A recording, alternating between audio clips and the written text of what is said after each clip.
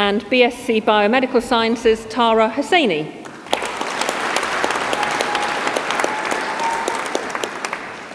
BSc Honours Biomedical Sciences, Natavan Gassim Zendi.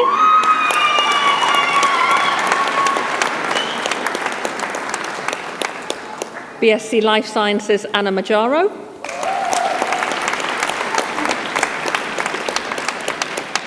And Justina Makomva.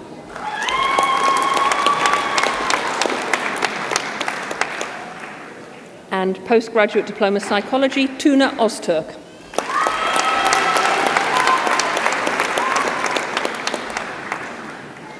BEng Computer Science, Damilola Oloku.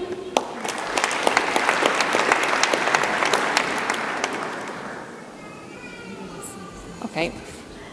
MSc Psychology, Suhair Merish.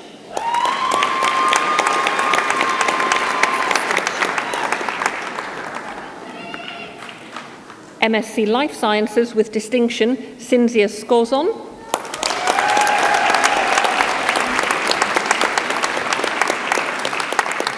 MSc Psychology, Alexandra Mikalska. Back on psychology, okay. With distinction, Siobhan Miller.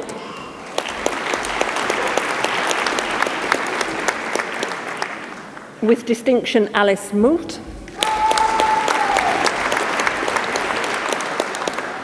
Louise M. Maunikel.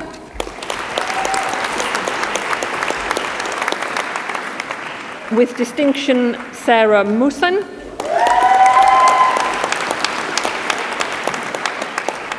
Alex Newgard.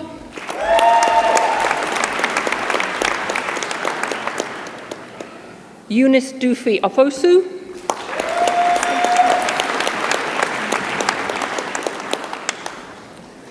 With distinction, Charlotte Oram.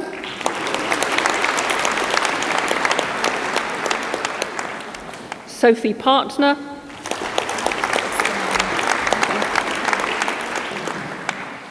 MSc Cognitive Rehabilitation, Victoria Pearce.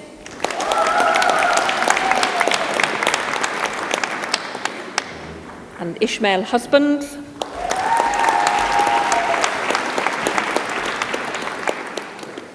Nicolette Roberts Colazo.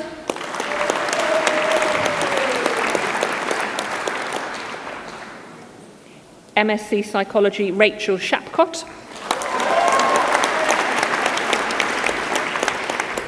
Miranda Shemin.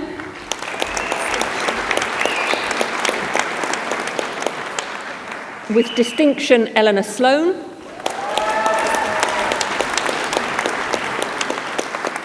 With distinction, Emily Smith.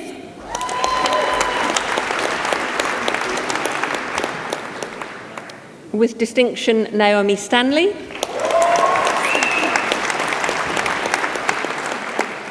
With distinction, Julia Rose Stitchbury.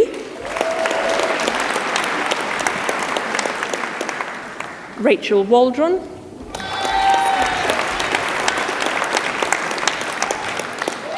With distinction, David Gordon James Walter.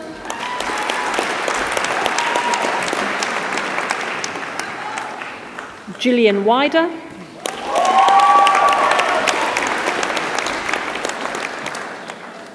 And Jocelyn Wyatt.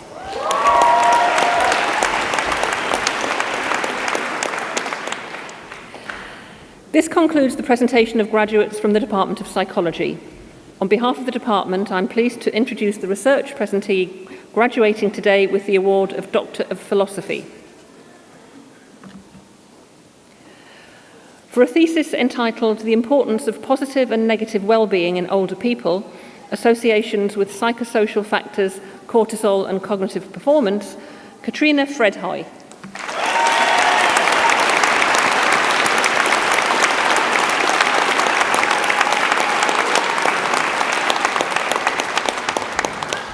For a thesis entitled Researching Suicidal Behaviours by Offenders Serving Community-Based Sentences, a Near-Lethal Approach, J. Marie Caroline Mackenzie.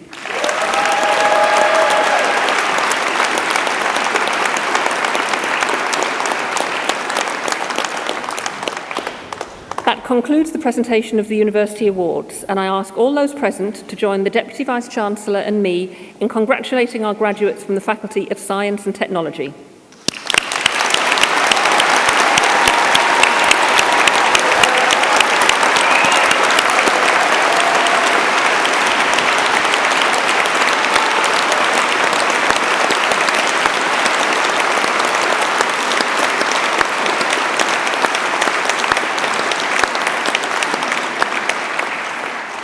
I now call upon the Deputy Vice-Chancellor, Professor Roland Dunmother, to give his address.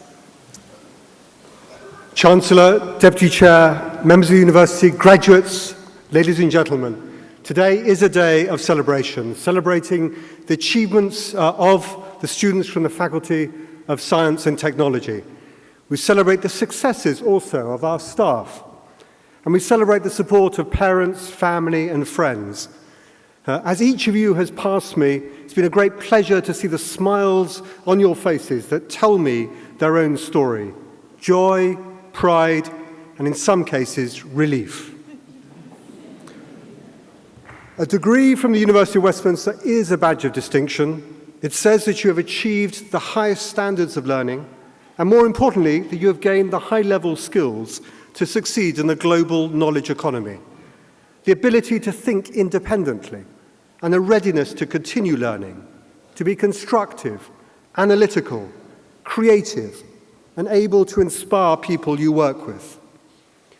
Westminster, as you can see, is an international university where we celebrate diversity, tolerance, and liberty. Studying in such a multicultural environment will have set you up well to meet many of the social challenges that you will face. And you will face enormous challenges in the future.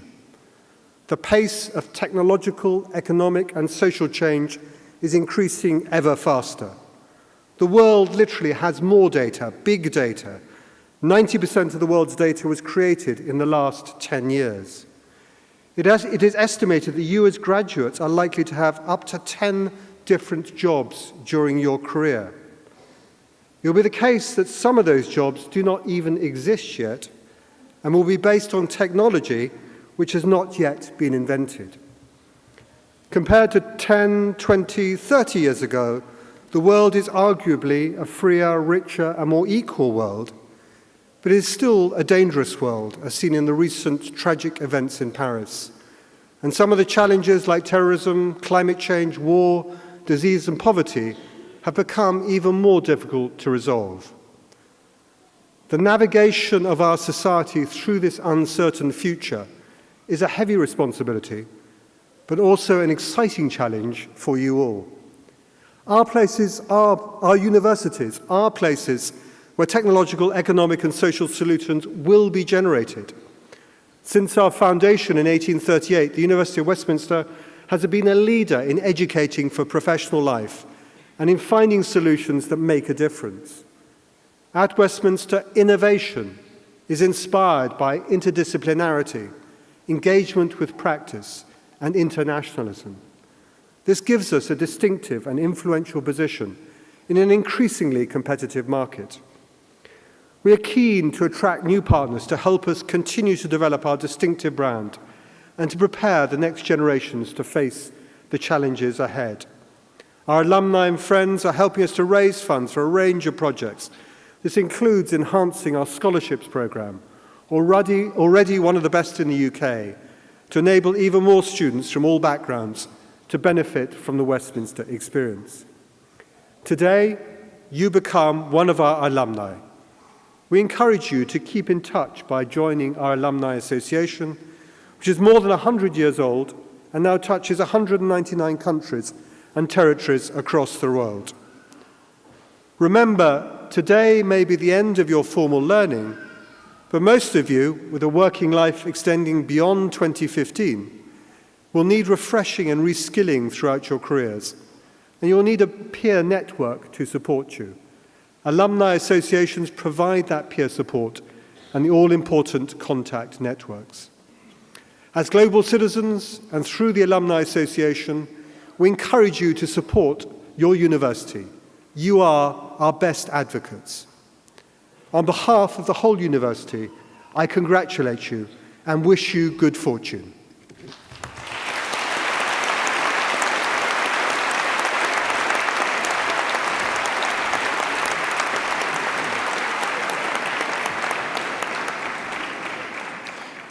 I should like to thank the Deputy Vice-Chancellor for his address and echo his congratulations to our new graduates and doctors.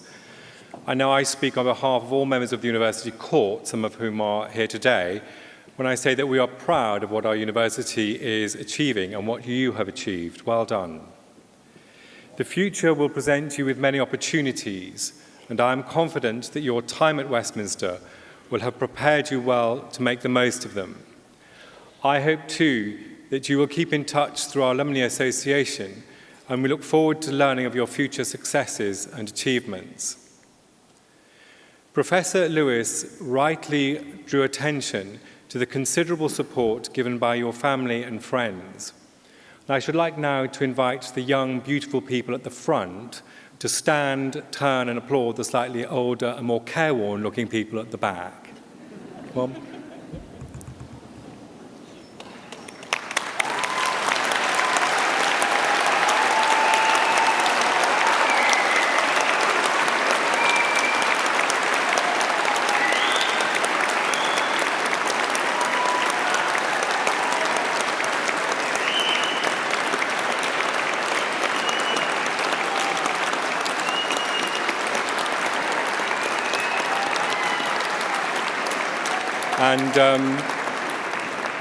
and Mum and Dad, the bad news is they're all coming to live back at home. I should like to thank the Westminster Brass for providing today's music. Well done.